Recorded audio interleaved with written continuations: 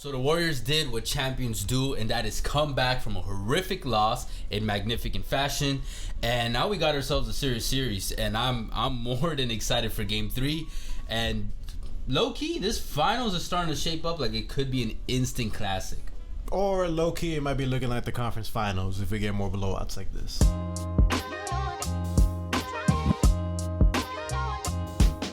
So two things I want to preface this reaction before we get into it real quick is one, in the series preview I said, watch out for the third quarter for this finals. It's going to say a lot because it's something that I pointed out in terms of statistic, and that was Golden State, before the final started, was 8-0 when leading after the third quarter, and Boston was 2-5. And now we're back to normal because obviously in Game 1, it didn't happen. Boston changed that to 3-5. You guys see from this tweet, and Golden State got that first loss, and that stat is for the entire playoffs. Now we're back to normal. Golden State now is 9-1 after leading in the third quarter, and Boston is 3-6 after trailing in the third quarter. And second thing I want to preface is, last year I used to say this all the time during the playoff reactions was, for me, most like playoff series in the NBA, you can kind of get a good distinction of where that series is going to end up going, the direction of it, the outcome after Game 2. And I hate to say it, but I feel like this Game 2 might be the signifier of what may end up happening in the finals. And it would suck if that's the case, but I don't know.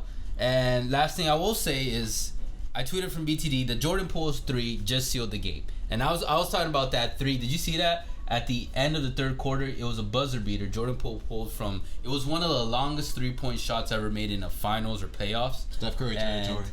Yeah. And someone actually got a beautiful shot of Curry's jersey with Jordan Poole right in front of him after he made that 3, because it was basically half court. And it was a little bit of a cack, let's be honest. Hey, still made it. Yeah, and one of our consistent followers put series correction saying that Jordan Poole 3 might have just sealed the series. Correct. And I'm not gonna lie, it's what I just said right now about Game 2. I'm a little worried that Golden State Warriors might have found their shit in this game, and the Celtics, we'll see. It's crazy, man, how things have changed. Cause it's only one game. We're not gonna fully overreact. The Warriors, like the thinking, some of the thought that I've had was shit. Like, they're only up by 2. Boston is hanging in there. Is Boston gonna go up 2-0 versus Golden State and go back? Halftime, it was crazy. I was like, only 2 points? Boston is serious right now. But then, like, it went a 180, and then I'm thinking, all right, it seems like the Warriors have figured out the Celtics. They made their adjustments, and now it's going to be like, yo, if Boston does not play perfect or 100% or let up, then they're fucked. The series is over. But, what kind of eases those concerns is that Boston has shown this postseason, I believe they're undefeated coming off a loss. You're right. That is another stat I brought up in the playoff reaction. But yeah, Boston Celtics in this playoffs are still undefeated after a loss. So they have never had back-to-back losses. No. So that is something to keep in mind if you're a betting person for Game 3. But I said this in the Game 1 reaction. I was like, watch out. My belief was that the Warriors were going to come out swinging. Now, one thing that I did get wrong was I thought they were going to come out swinging in the first quarter. What I didn't think about was, like, no, the Warriors have always been a third quarter team. Like, literally, the entire dynasty legacy or whatever, like, run, they were counted as a third quarter team. That's when they flourished. That's when Steph flourished. That's when the shooters flourished for whatever reason. And that is exactly what they did here. They came out swinging coming out of that locker room. And I don't think anyone looking at the halftime score would have been like, they're going to lose by about 20 and then put money on it. Because I think everyone would have thought, no, this is going to go down to the wire. But now I feel like they are going to Warriors are going to come out swinging in Game 3, because Draymond did say, and this they talked about a lot in today. Draymond got a lot of attention today from the media because, like, he did was disappointed in his performance and how the Warriors did in Game 1, which obviously, but one thing I love about Draymond whether you like him or hate him, you have to respect the fact that he's like a heat culture, like very determined. He's his biggest self-critic and his own self-critic. Yeah, biggest self-critic. And yeah, he was like, no, I'm gonna come out better, whatever. And I'm not gonna lie, this is all things I heard that he brought up in his podcast that he's done after. I haven't watched. I think I've watched a little bit of one episode once, but I have not watched that. I am sleeping on that. And I feel like now, after this game, him and Co are gonna be like, no, we gotta seal this deal. We cannot let these youngins get a smidge of fucking hope, which is what you gotta do. Like everybody always says, whenever you want to take down your opponent, if you're gonna be serious and brutal, I think Kobe even said this once, you cannot give them a fucking room, just no room to have a little bit of hope. Because as soon as you give them a little bit of room, that room can of hope can grow bigger and bigger and bigger, and then you can start slipping. I mean, look at the Suns. I think Chris Paul gives people too much room. Nah, man, you just hate that. I know, right? I don't know. It just crossed my mind. I was like, yo, man, like, what happened, man? Like, did that guy not sign your autograph when you were like 8 or something, man? Okay, look, I'll bring up one positive for the Suns. If you guys haven't, check out Architectural Digest on YouTube.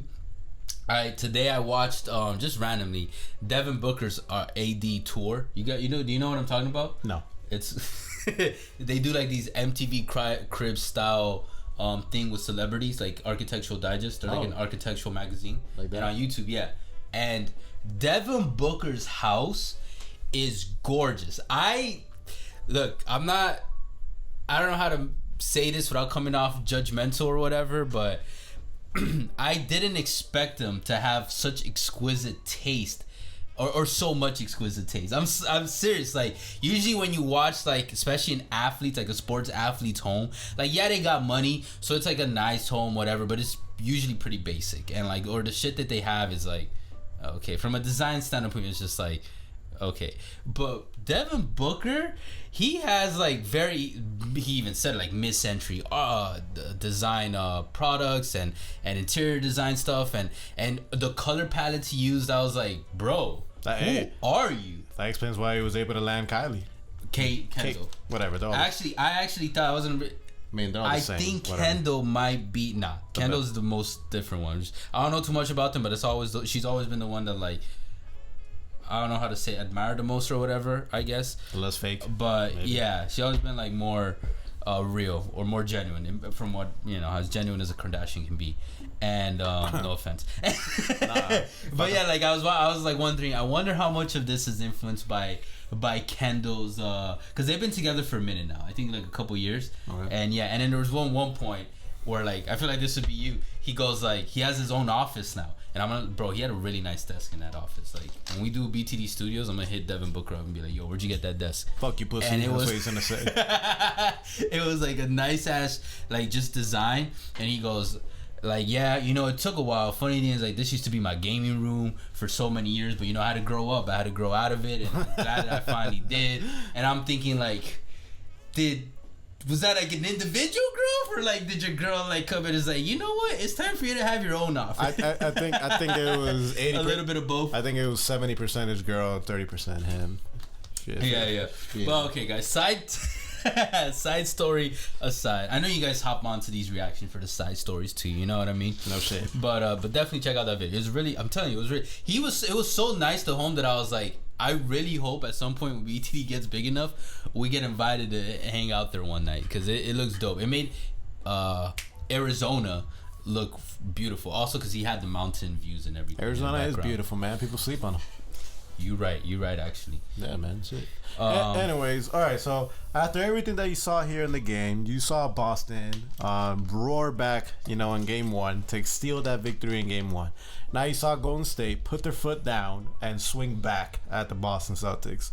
So after all of this, like, has anything changed on your take on this series? Not too much. I think, like I said, I'm that confident in everything, at least I've said in the finals preview. It's what this did solidify for me is that this is Steph's series. I don't know how people missed that, but like, was it an efficient night for him? Not really. He was 9 for 21, 5 of 12 from 3. 5 of 12 from 3 is actually pretty well. Yep. And still 6 of 7 from free throw. but he was still plus 24 and 29 points. And the first game, I forgot how many points he had, but he had also, I think, the highest scoring out of the Warriors. And like, I think this is just something we're gonna continuously see. Another takeaway was like, I said Jordan Poole's getting a lot of shit. I was actually watching another YouTube video today on, it was a hoops channel. Fuck, I want to credit it, but I can't remember exactly who it was.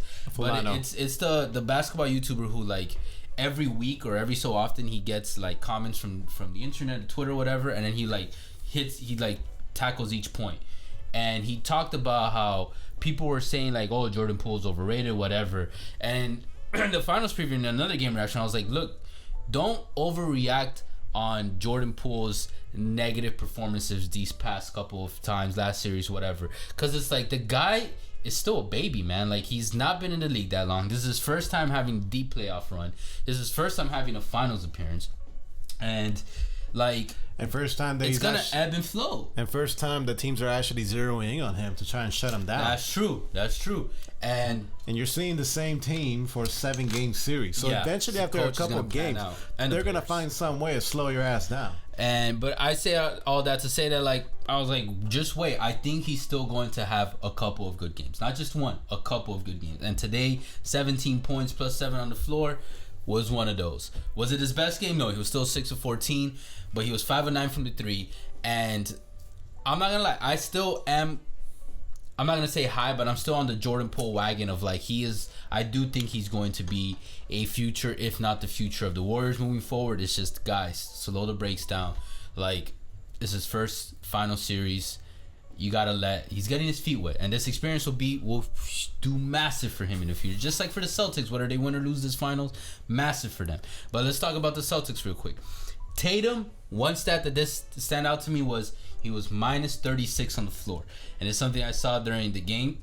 Minus 36 for Jayson Tatum is the worst plus minus he's had in his entire career, regular or playoffs. Damn. So that's crazy, because he's been in the fucking league for a minute too, and I was just like, damn. Wait, I thought he was 20. Minus 36. That is like, for that to have his worst plus minus in his career in a finals game, that sucks. Marcus Smart stunk it up. Yeah, and one thing that stuck about me with Tatum is that I'm sure if you've been on Twitter at all, especially NBA Twitter, you guys have seen those a lot of memes, but like those images of he's trying to tap into his inner mama mentality, his inner Kobe, and it's interesting. I tweeted from the BTD account like great value Kobe. Tatum is psychotic, and I love it. I think people making fun of it right now, it's like, bro, this is what we've been wanting as basketball fans for the longest. Like a Kobe-like, a Jordan-like, a LeBron-like person who was like fucking crazy in the average point of view, because it's like, wow, this guy is going above and beyond. And yeah, it could be a little weird. Like, okay, yeah, he was wearing a Kobe band for the first game, and prior to this game, he was seen wearing the exact same fit that Kobe was wearing when he was trying out for the Boston Celtics pre-draft. And I can see how that's a little crazy, but in my head it made sense, because it's like, in method acting, the way a lot of performers will do it is you are that character for literally the entire phase or process that you're filming the movie. Gotcha. And I think Tatum is doing that. LeBron used to have his 0 Dark 30, you know what I mean? And I don't know why people are making fun of it, but that being said, it didn't work. Like, you don't say. He did all that, and that shit fucking backfired him. So I will say one thing. Jason, several things. If you're watching this, or guys, if you guys clip this and send it to him, I think what Jayson Tatum is doing is dope. I love the psychotic, insane focus and determination and whatever method process he's using right now. Here comes a but. However, stop trying to simulate Kobe, like Kobe Bryant. Stop trying to copy and paste him, and instead of being another Kobe Bryant, just be Jayson Tatum. So like, adopt whatever you want from his process, but you don't have to do all this like extra stuff. If it helps, by all means do it. But I think what would be even more beneficial from you from a psychological point of view is just do all that, but be you. Be Jayson Tatum. Don't be Kobe Bean Bryant. You're Jayson Tatum. You're the first of your kind. And honestly, with your size, I'm not gonna say this, but you could be bigger than Kobe Bryant. You have the potential. You're at a young age, whatever. So just be the first of your kind. I'm not saying that, bro. I'm just saying, like, you know. Man. Okay, do you. This shit turned into like a low-key Jayson Tatum dick riding / therapy session here. Cool, man. I guess that's why people subscribe to the channel when it comes to that. Especially with your comments like that, bro. Yeah, probably. They definitely cracked up at that portion. Yeah, I would hope so. If not, man. But you get what I mean, though? Like, they always say that. Like, stop trying to be someone else. Especially people that have, like, icons they admire. And just, like, adopt what you can from them. But be you. And you know, yeah, just do you. I think he's just doing whatever. Put your own touch to it. I think he is, man. He's just doing whatever the fuck he wants to do. He's just the media. No. I'm saying put your own touch to it. Like, you don't gotta dress exactly like Kobe Bryant. Like, who's someone that you admire? Your mom. No, I'm just. But who's someone you admire? Is there like an icon, a popular figure you? There's a lot, but I mean, right now I just can't put it right now in the camera. Oh, okay. Yeah. Well, you're not gonna dress like them and fully embody them, are you? I mean, maybe. No. I get what you mean. I mean, shit, man. We'll see. I mean, I really don't have a concrete answer for you. What I do have an answer for you is that Well, you brought up with Marcus Smart. I'll give it to you. I saw someone tweet, but it's like Steph Curry today cooked the Defensive Player of the Year. And shout out to Curry, man. Like I said, it's a series. Yeah, the Defensive Player of the Year, then like the Defensive Flopper of the Year. That's what he looked like today, even though he does that a lot. But at least Brown still showed up. He could have done better, but he still did what he does. And at least Boston is heading back home. They're coming off a loss, which, like I said, they're undefeated, and they're getting They're undefeated from back-to-back losses. Home cooking, I know it's overrated, but it's still home cooking. It helps out. So I do expect your boy Al Horford to play a lot better. I expect Smart to play significantly a lot better, and for Tatum not to have a negative 36 again, and for Jaylen Brown. Hey, even with minus 36, he still had 28 points. It's not all about scoring, man. I agree. It was a horrible ass 28 points, man. Shit. No, I feel you. But anyways, what do you think they should do moving forward? The Celtics. Man, don't turn over the fucking ball. I saw Smart had fucking 5 turnovers. That is unacceptable for a guy that's a facilitator for your offense. If Marcus Smart is not doing his thing as, that dog on defense to set the tone for your defense, and that facilitator that helps set the tone for your offense, that way Jayson Tatum can be so worried about carrying the load of the offense. Man, if he's able to do that, then we'll be fine. Okay, no, facts. I think we said in the series preview too that turnovers was going to be a big thing in this game. And for the team stats for this one, so you guys know, it was 18 turnovers for Celtics and 12 for the Warriors. So that's 6 turnover difference. That's actually pretty significant when you think about it. Tatum had 4 and Marcus had 5. And Brown also had 2. But 5 and 4, your best player having 4 and your best facilitator having 5, that's a no-no. That's 9. That's half of their turnovers right there from 2 of their 3 top players. I think they can't allow that to happen. I think they'll fix that. And we're gonna see a much closer game, and probably Boston is gonna come back to win Game 3. Yeah, something Curry pointed out in the after game interview was the reporter had asked him what they did different, whatever. And something he said that I agree with, that I was thinking was they didn't do much different, because he said, I think she pointed out the third quarter. He's like, that third quarter was the same that we did in Game 1. Except our defense wasn't just as on point. Today we came out with our heads straighter. I'm paraphrasing, but more focused and more on lock with defense than we did last game. And I agree with him. Let's not forget, Game 1, Warriors had it in the bag, and then that bag just kind of just slipped out. But now if they keep their head on straight, the Warriors, and their defense stays on lock, I'm sorry. It's like I said, I have Warriors in 6. I don't know if Boston can do enough to do it because again, they're young, and they're very inexperienced. Nobody on that team, I think, has finals experience, and it's like, what are you gonna do when the Warriors go on another run like this, especially in the third quarter or fourth, like any point, but especially in the third or fourth? So I feel like we might see the series playing out where like the first half it might be close, and then the Warriors, I don't know what it is. I think they just have the strategy of like most teams are come out of the second half a little like gas off the pedal or whatever because they got their rest or whatever. But the Warriors always seem to come out with like bang, bang, bang, bang. Let's hit our shots. Let's do this. Let's do that. Absolutely. And if they keep doing that, I think that's how the series is going to play out. Close first halves, blowout second halves. I hope not. I want a close series for the whole time. I think we will. But we'll see. But we'll see, guys. Warriors fans, what do you guys think? You guys can do better in this game. Celtics fans, what do you guys think? You guys can do better, for Game 3 and moving on in the series. And yeah, man, appreciate all the love and the hate. You guys already know. Facebook, Twitter, TikTok, Instagram, all podcast streaming platforms. We'll catch you guys soon. For now, later. Take care.